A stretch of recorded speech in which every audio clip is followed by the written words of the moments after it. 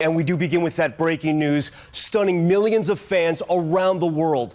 Pioneering music legend Prince has died at the age of 57. That, kind of spooked me about it all. What? Was he has a song called Let's Go Crazy. Yeah. And it says, don't let the elevator bring us down. And he died. One time when I was with him privately, he said, you know what the elevator is, right? No. I said, no, what's the elevator? He said, well, the elevator is the devil. Right? Oh. It scared me. I don't like to talk like that, but he said that. And so for me, it was like really haunting when I read that he was found in an elevator. So what do you think he meant by that? Did he have health problems? That I don't know, right? What I know is that he was really health conscious. He was a vegan. He didn't abuse alcohol. I didn't know of him abusing drugs. He worked out, so, that also really concerned me because it made me think that, wow, so you mean you do all these things to take care of yourself and you die so young? Rogers describes it as a giant room filled with shelves that filled up quickly with private sonic treasures, all sealed behind a door locked with a large spinning wheel.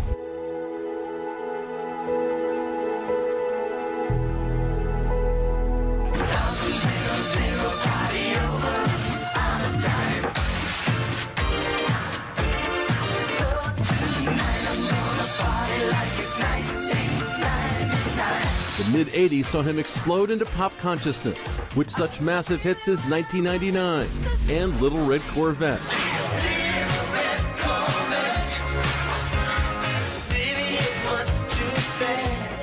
He even played most of the instruments on his first few albums. Freedom to produce, freedom to play all the instruments on my records, freedom to say anything I wanted to. Skyrocketing to international fame. Over the years, Prince made it a point to own his own music, once protesting a record contract with the word slave on his face. Prince taking Super Bowl 41's halftime show by storm, tearing it up from the middle of his cymbal-shaped stage.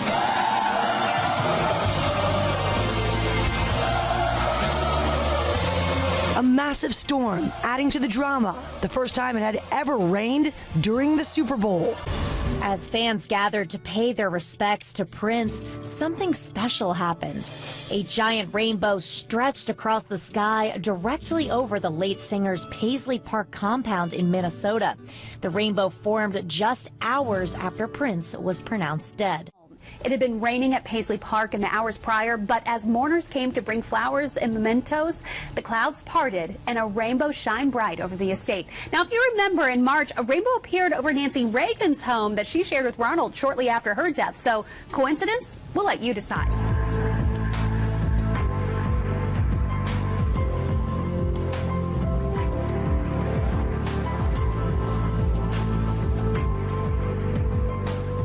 One of ESPN's most popular analysts is out of a job tonight after a post about the transgender bathroom issue on social media. Schilling is a former all-star pitcher and was one of ESPN's most high-profile baseball analysts. I'm still kind of trying to figure out how the hell this all happened. Schilling says he felt blindsided by the backlash he received after reposting this image showing a man dressed as a woman. Schilling adding his own comments saying, a man is a man no matter what they call themselves, and now you'd need laws telling us differently? Pathetic. I stated a fact. Men's bathrooms were designed for people that stand up and women's weren't. And it was nothing more than that. I mean, what if I had said, you know what, people make men's bikes just for men and women's bicycles for women? And I know that as an American, I'm free to say anything I want. I also know that as an employee of Channel 5, I represent Channel 5, and the things I say could have consequences.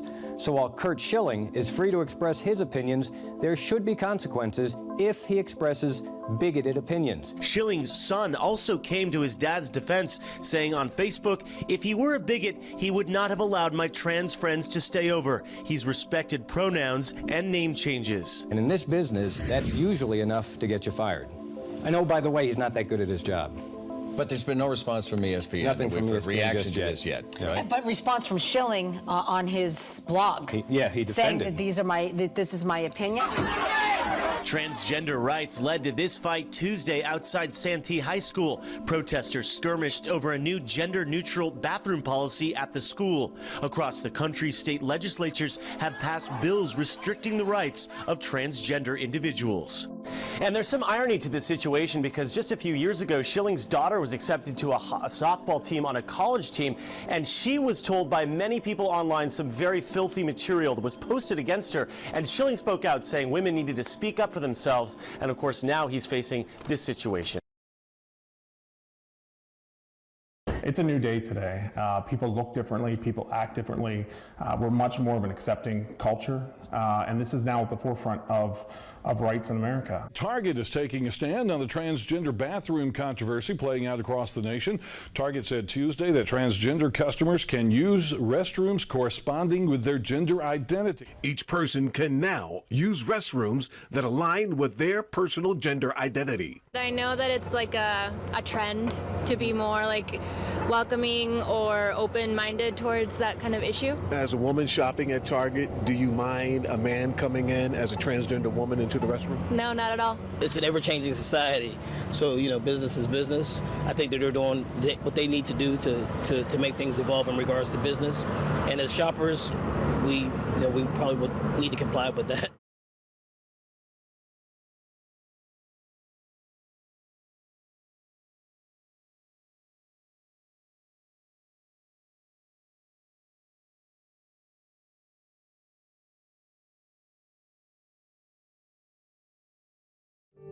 Dr. Eric Walsh was a respected director of public health in California, serving the poor in the trenches of the Los Angeles area. He also served on President Obama's Presidential Advisory Council on HIV and AIDS. We had opened up a dental clinic for HIV-positive individuals, and we were able to fund this clinic and allow those individuals to get care. Dr. Walsh was an associate pastor in his church.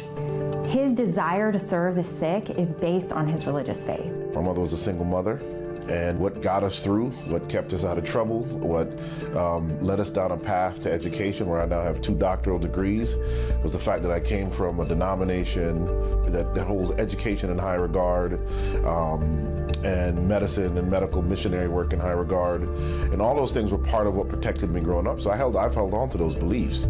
After accepting Georgia's offer to serve as the Director of Health for Northwest Georgia, Dr. Walsh began preparing to move his family across the country. Then Dr. Walsh received an unexpected request from the state. They asked him to submit copies of his sermons. I submitted 4 sermons to someone in the department, high up in the department. They reviewed those sermons, and the next day I no longer had a job. Politely sent them copies of the sermons themselves. They reviewed them, and the very next day they fired. State officials called to let Dr. Walsh know he was fired by leaving him a voicemail. What they didn't realize is that they forgot to hang up their phones. There's no more way to say it anyway. You're out. They forgot to hang up the phone, and then I just hear laughter, and I just thought, man, this is pretty rough. I mean, they have to understand, being in the field, that me not getting that job is tantamount to the complete destruction of a career. And when they laughed, I mean, it was almost too much to bear. No American should be fired for something they say in a sermon. This is allowed to stand. It sets an incredibly terrible precedent for a country that's supposed to be based on certain inherent freedoms and rights. And if this is erased for Eric Walsh, it's erased for generations to come.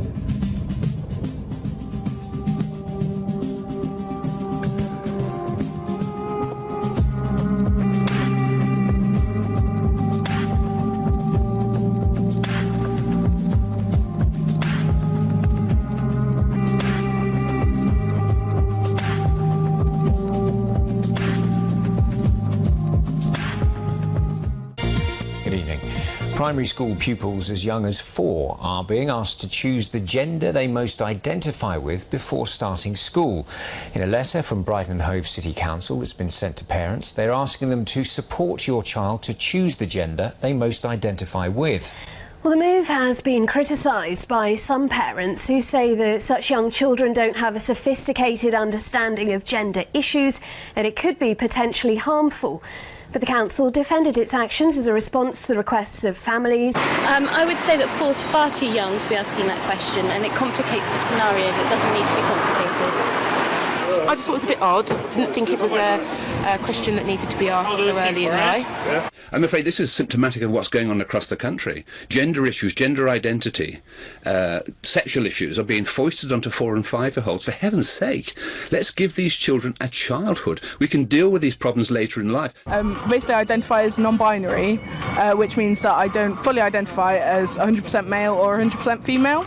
The form sent to parents of 4-year-olds starting school had a gender section, then underneath the following 2 sentences. We recognise that not all children and young people identify with the gender they were assigned at birth and may identify as a gender other than male or female. Plant the seed into a child at the age of 4 that you can choose your gender if it's different than how you were created.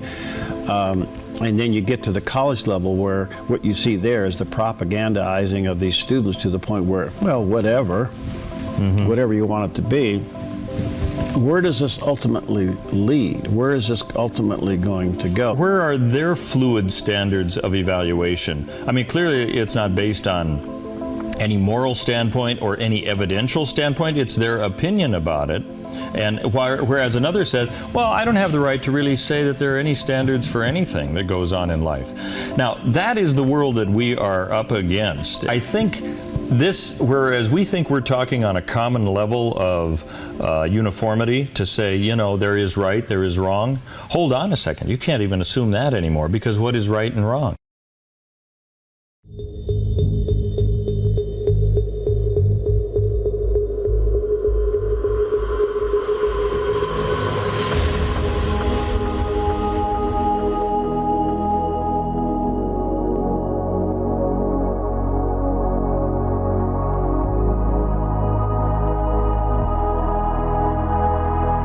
Histeria yang banyak berlaku sejak akhir-akhir ini. Mufti Kelantan Datuk Muhammad Syukri Muhammad berkata ia ada kaitan dengan fenomena El Nino yang melanda negara sekarang. Perubatan Islam menjelaskan histeria berkait rapat dengan penjagaan kebersihan diri. Datuk Seri Baharudin Abu menegaskan jika kebersihan berpunca dari lembaga hitam menyebabkan sekolah berkenaan menangguhkan sesi persekolahan adalah disebabkan faktor ketakutan.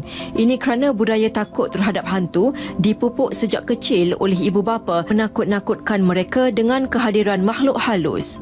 Makhluk halus ini memang ada, tetapi kita seharusnya mendidik anak-anak jangan jadi anak-anak SMK Kemumin dan SMK Kubang Kerian 3. Sebelum itu, lebih 90 pelajar dan guru di SMK Pengkalan. Dalam kejadian terbaru, histeria menyerang pelajar di 3 buah sekolah menengah di Kota Baru, iaitu Sekolah Menengah Kebangsaan Pengkalan Cepa 1,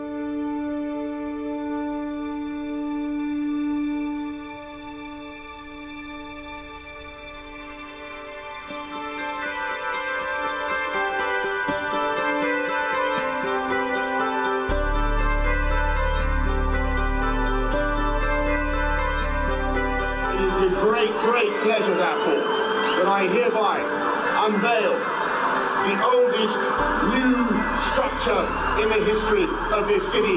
Ladies and gentlemen, the Triumph Lodge of Palmyra. 3, 2, 1.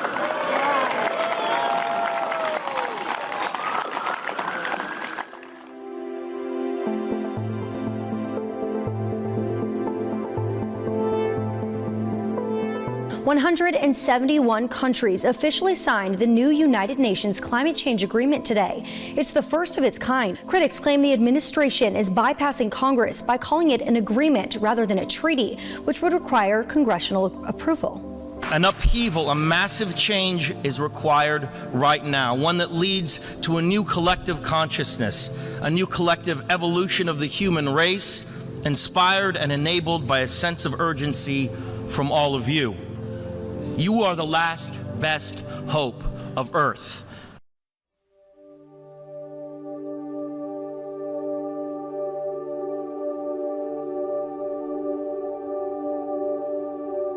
Three and a half years of craziness. the Antichrist will emerge. And people say, well, maybe it's one of the presidents. No disrespect. They're not smart enough, good looking enough, or articulate enough to be the Antichrist. I don't believe that. But someone's going to rise up, one world government, one world currency. We'll have the mark of the beast, some sort of a chip. Already I have chips in my animals, and you can track them. And it's scary how, we're tracked by everybody from the IRS to the NSA to whoever, whatever. It's nuts. So we're right there. All that's going to be taking place.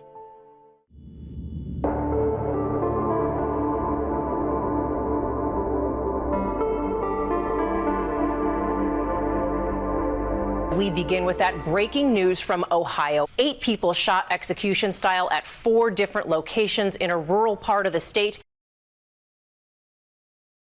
We continue our team coverage tonight with Columbia County investigators calling the shooting rampage the worst the county has ever seen. In Columbia County, investigators say you can count the number of murders in a year on one hand. Although some of those murders have been violent in the past, Captain Andy Shedd says Friday night's killing spree is something he's never seen in all his years on the force. It is shocking, and you try to wrap your head around it, and you still, of course, try to maintain your professionalism. Shedd says this crime is similar to recent national ones. I would definitely call it a mass casualty shooting in that we had 5 people shot and killed. I think about like drug usage. Drug arrests are up like over 400% since 1970. Begin with more overdoses, more crime, more arrests. The heroin problem here in Northeast Ohio continues to grow, according to the people dealing with it firsthand. I talked to police officers, sheriff's deputies, and health officials, and all of them told me that it's getting to a point where this epidemic is controlling everything. It used to be that our most frequent call would be for shortness of breath, and that has been basically replaced with overdoses. He told me they're seeing this kind of thing weekly. Overdoses as a whole have tripled. They're not alone. I talked to police officers and sheriff's deputies who simply said it's getting out of control. This is overwhelming. Spice-fueled mayhem playing out on the streets of Pinellas County. This incident is just the latest in a growing trend around the Bay Area. Spice throwing people into fits of rage and seizures. It's legal, but people are dying. This body camera footage from Pasco deputies shows what spice, a synthetic marijuana, does to people. This man still resisting even after he's tased 3 times and pepper sprayed, even more so recently. While we're on a call, that we're usually passing another one and getting a call right after we leave this one. Hello, everybody. I'm Elsa Ramon. And good evening. I'm Jeff Vaughn. Now to a developing story in downtown L.A. Tonight, a massive police and fire response after a mass overdose on Skid Row. It happened tonight near 5th Street and San Pedro. Even a responding officer, a police officer, got dizzy from the drug substance in the air. He's seen someone high on it and says it's very scary. Listen. One guy even actually saw me through blocked glass, which is actually supposed to be like almost bulletproof, and he saw me through and he punched it and broke the glass. That's how wound up he got.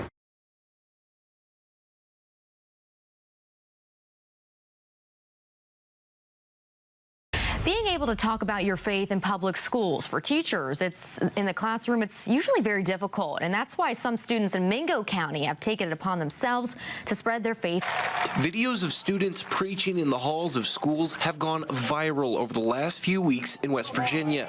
Students being introduced and accepting Jesus, and the display of faith has spread like wildfire. It just starts spreading to more and more schools, and eventually the next big one I saw was Mingo County. More than anything, students say it's the love they have for each other in Jesus that has sparked this movement. I hope that everyone in the community gets to experience who Jesus really is, and they get to encounter the peace that comes with loving Jesus. Beth Vaughn here in the RTV6 newsroom. Seeing ultrasound pictures of your baby is so exciting.